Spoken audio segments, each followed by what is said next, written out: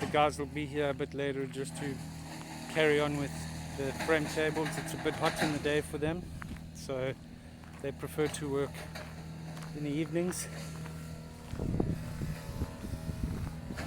More construction going in here. Eventually there will be 3 production houses, and the last greenhouse will be for our seedlings, for our microgreens, and experimental crops, just testing different ECs, different varieties, etc., etc.